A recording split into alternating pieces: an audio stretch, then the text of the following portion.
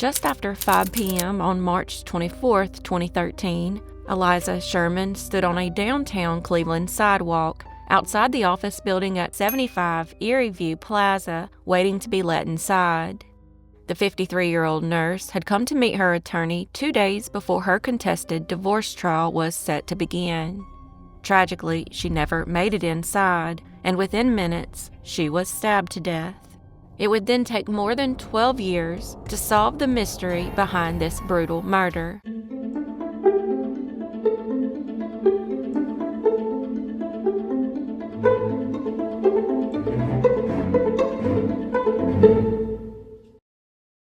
Aliza Sherman was born on September 6, 1959, the daughter of Albert and Doris. Her parents had met and fallen in love in a camp for displaced individuals in Europe after surviving the Holocaust. They then immigrated to Cleveland in the early 1950s to build a better life for their children, and that's where Aliza grew up. After high school, she earned a nursing degree from Cleveland State University and then worked as a labor and delivery nurse before joining the Cleveland Clinic IVF Surgical Department as a part-time RN in 2003.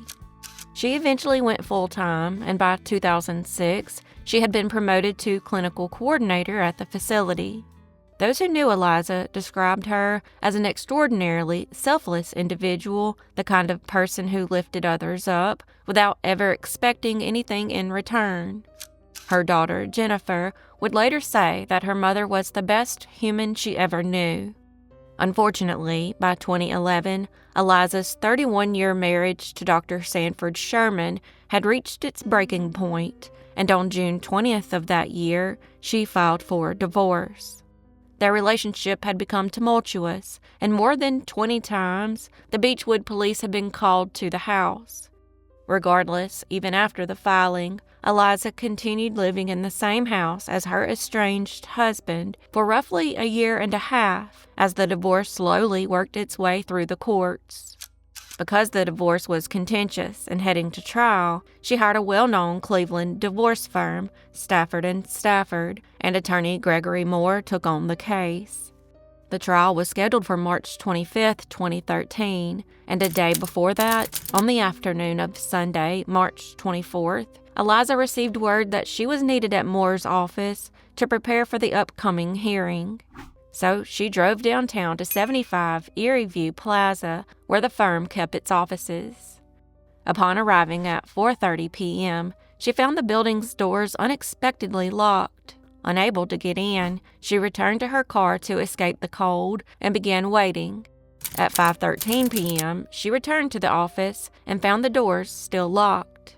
At this point, Aliza had grown impatient and sent Moore the following text: "Will you be here soon? Standing outside building. If not, we'll go back to my car."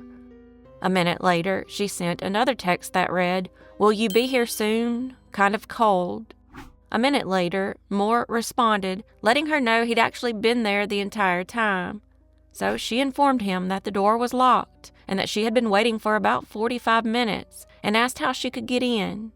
Possibly believing he was on his way to unlock the door, she continued waiting. But 6 minutes later, when there was still no sign of Moore, she sent a final text that read, "If you are here, why don't you let me in?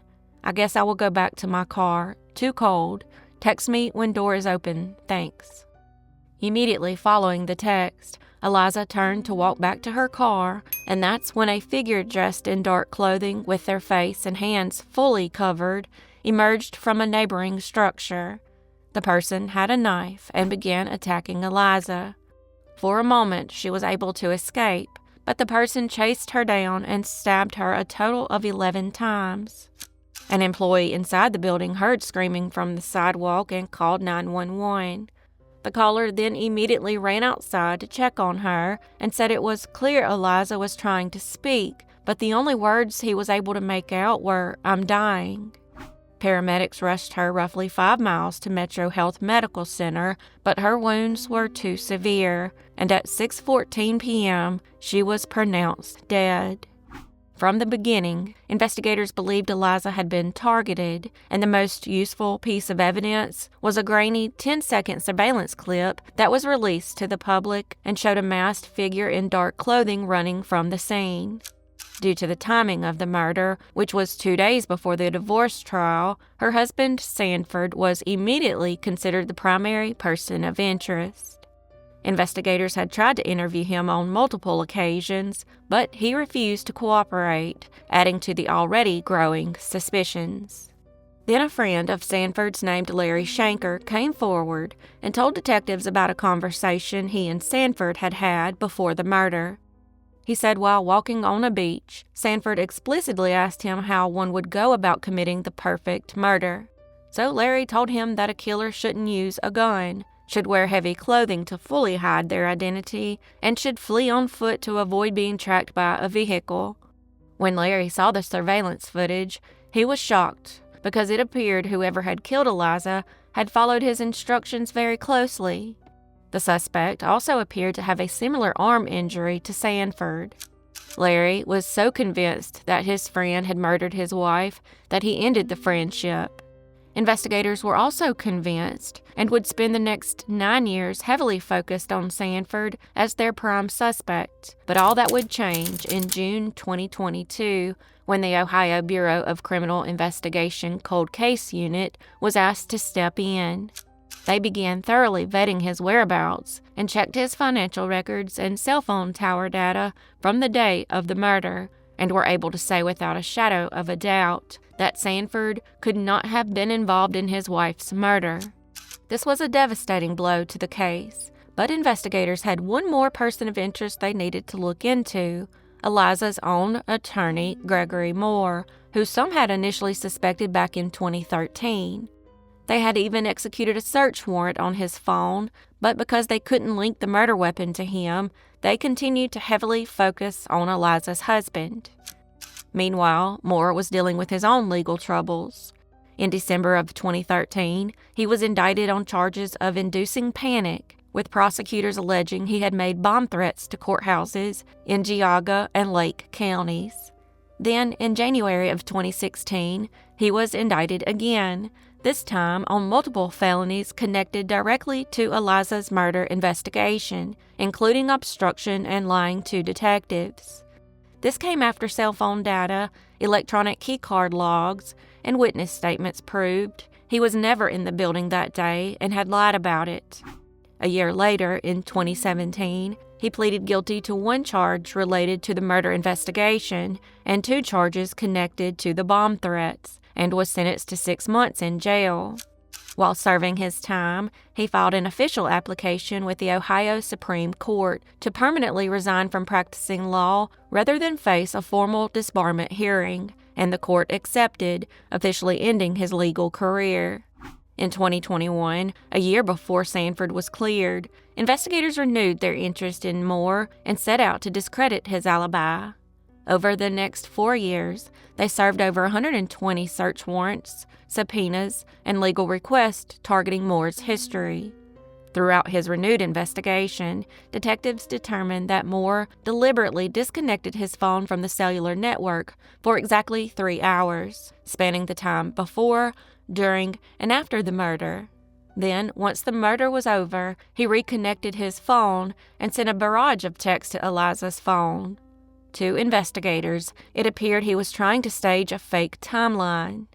He had even called the phone company the morning after the murder and tried to cancel his service, which was a major red flag to investigators. On top of that, investigators discovered that 20 minutes of footage from the office's security cameras had been erased. It was looking more and more like they had found their killer, but there was still one big question left to answer. Why? Why would Moore want Aliza dead? The answer to this question would come from Moore's own records that were obtained through search warrants. The records proved that he had completely missed mandatory legal deadlines, had not gathered financial discovery documents in the case, and had done virtually no work to prepare for the high-stakes trial scheduled for the following morning. Because the judge in the case had already refused to grant any more continuances, Moore knew that walking into the courtroom empty-handed on Monday morning would result in an immediate malpractice disaster, likely costing him his legal career. So he decided the best course of action was to murder his own client. Investigators alleged that Moore lured Aliza to his office building under the pretense of a meeting he never intended to hold. Instead, he pretended to be inside, but was really outside waiting to ambush Aliza. After the murder, investigators allege he went through multiple steps to cover up the crime. On May 2, 2025, a grand jury agreed with the assessment and indicted Moore. He was then charged with 1 count of aggravated murder, 1 count of conspiracy, 6 counts of murder, and 2 counts of kidnapping.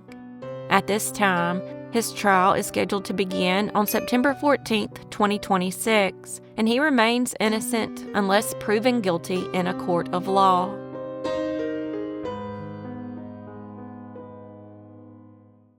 On the afternoon of Friday, October 27, 1989, 10-year-old Amy Mihaljevic left her 5th grade classroom in Bay Village, Ohio, and walked to a nearby shopping center to meet an unknown man.